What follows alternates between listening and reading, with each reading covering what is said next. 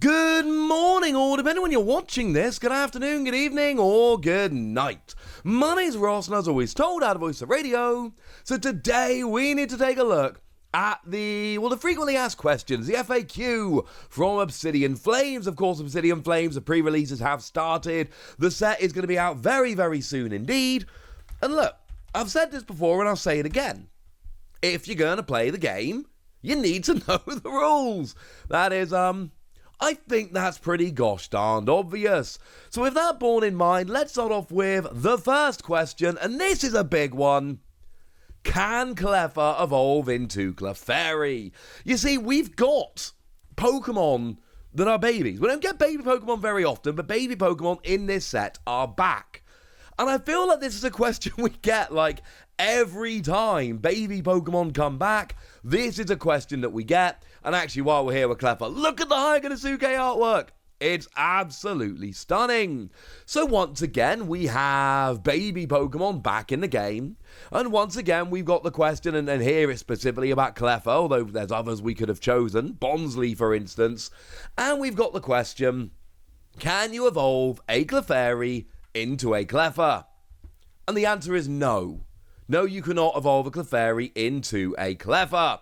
Clefairy doesn't say that it can evolve into Clefairy, and Clefairy doesn't say that it evolves from Clefairy. And I know for some of you this is going to be weird and wrong, especially if you're more into the video game than you are the TCG. You're going to look at this and be like, that made no sense. Clefairy evolves into Clefairy. We've all played the games, we all know this, and yes, in the games, Clefairy evolves into Clefairy. That is a true statement. The deal here basically is they're both basic Pokemon. And one basic Pokemon cannot evolve into another basic Pokemon. That is just not the way it works. That is not how the game functions. It's just not a thing. Sorry. There have been, in the past, mechanics that you can use. So, I suppose the best way to put this is Clefairy can't evolve into Clefairy now, but there is absolutely a chance that in the future we will get some kind of mechanic which will change things and allow a Clefairy to evolve from a Clefairy to evolve into a Clefairy. That's just not the way we have it now. So we have to go back a little bit for this one, alright? But if you, for instance, go back to Unseen Forces, then we've got the ability, or the Poke Power as it was back then, Baby Evolution. Once during your turn before you attack, you may put Clefairy from your hand onto Clefairy. This counts as evolving Clefairy.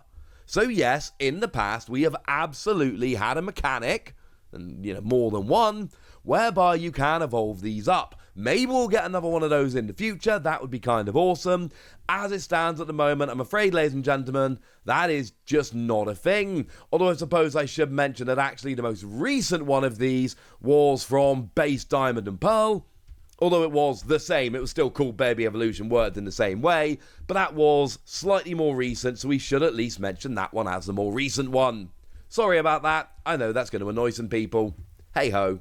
But we've got an ability that we need to talk about. Only one, incidentally, there is exactly one ability in the FAQ this time round, and it is Lunatone's ability, New Moon.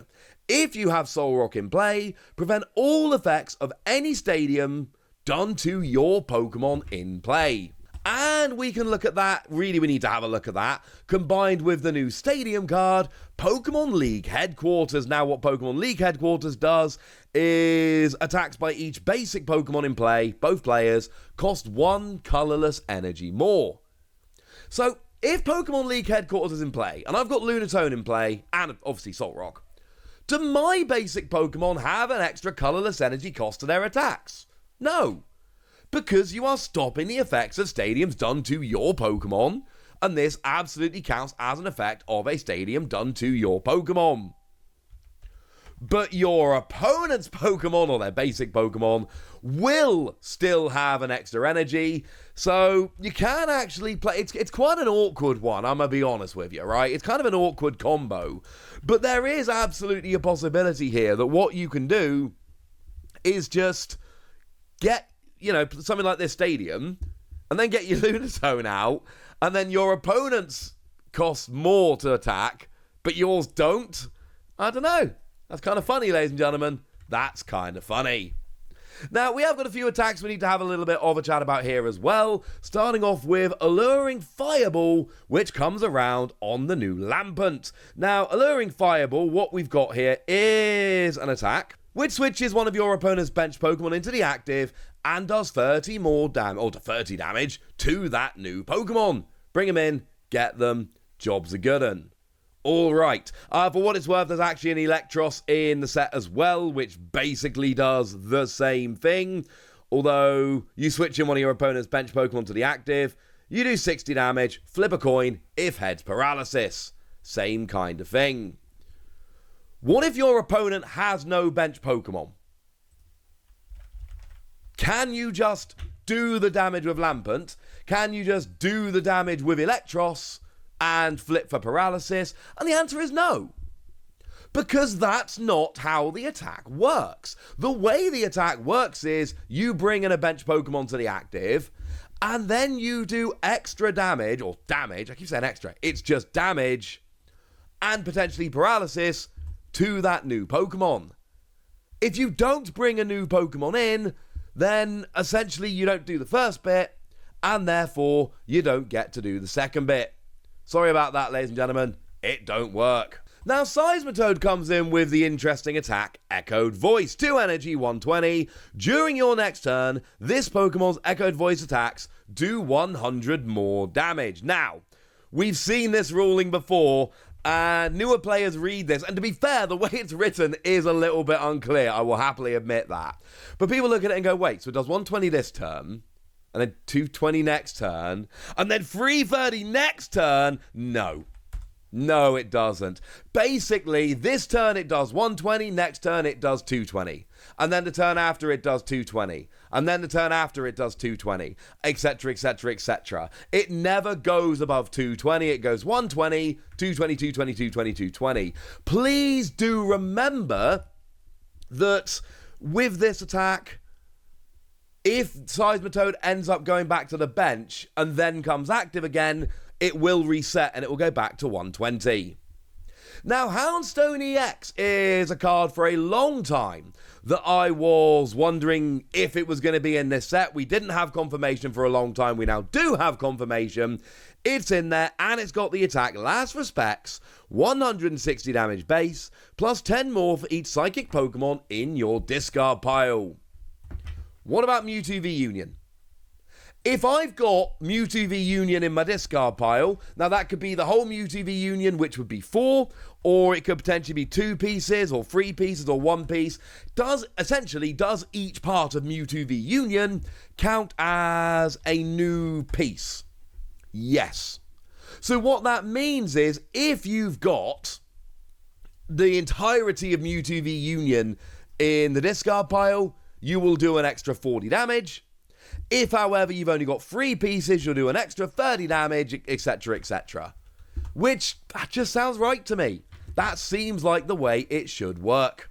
And, of course, we have previously seen this with the Houndstone and Graveheart that we saw before. I think it was in Scarlet and Violet base. So, yay! They've got a new trick, ladies and gentlemen. They've got new fun. Yay! Go team! And associated things.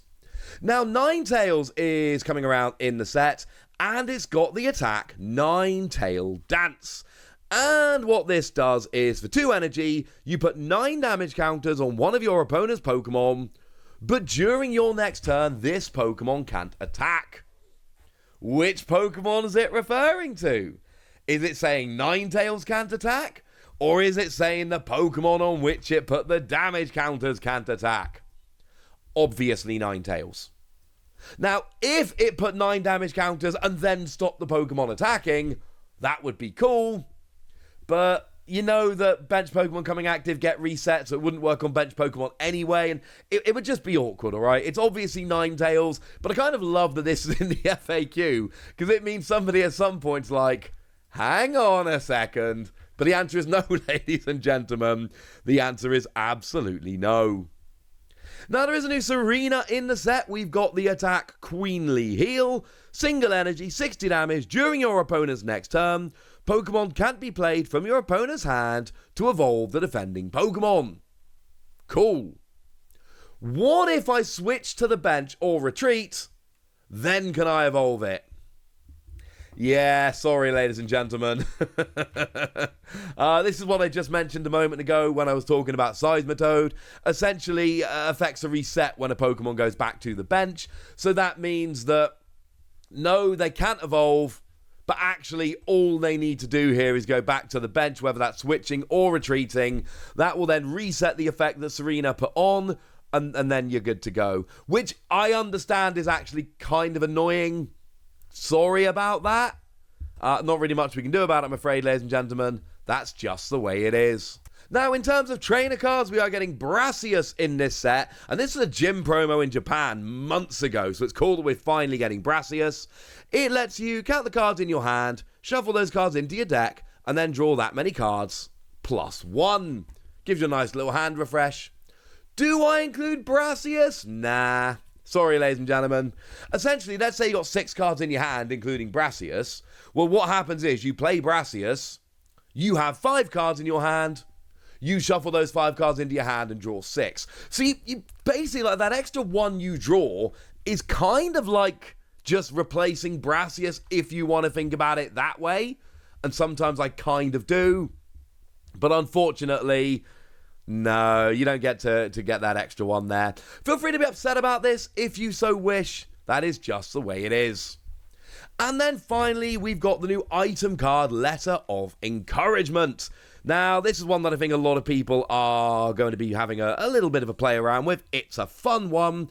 It says you can only use this if one of your Pokemon was knocked out during your opponent's last turn. But you can search for free basic energy and put them into your hand, especially in decks where you're using kind of single prize attackers and are getting KO'd every turn. This is the kind of thing you can imagine people using quite a bit. So the rule in question here is, well, okay, if one of my Pokemon was knocked out by an effect of an attack or an ability, would I still be able to play Letter of Encouragement? Yes. And here it's very much just in the wording of the card. The card reads, you can only use this card if any of your Pokemon were knocked out during your opponent's last turn. It does not say knocked out by damage, which some cards have said in the past. However, it is very much worth noting that it does specifically say during your opponent's last turn. So damage like poison and burn, for instance, which come in during Pokemon Checkup, what we used to call between turns.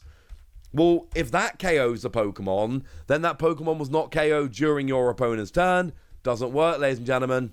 Doesn't work. Sorry. Hey-ho. Right, so there we go, ladies and gentlemen. Those are the rulings. Shout out to the lovely folks over at Pokegym for providing this ruling. I didn't say that at the start, but I'll put a note on the screen. Pokegym are brilliant. They do this every time we get a new set.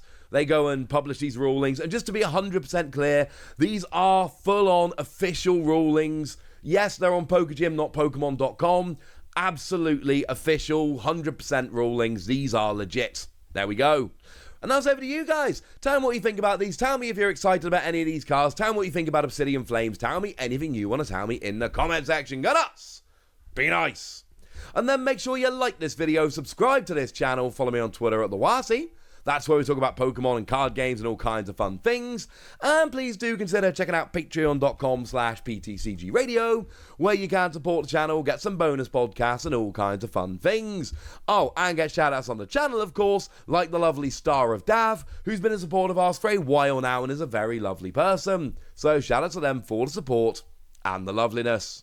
But by far, the most important thing as always, look after yourselves till next time, would ya? Thank you very much for watching. My name's Ross, and you've been watching PTCG Radio.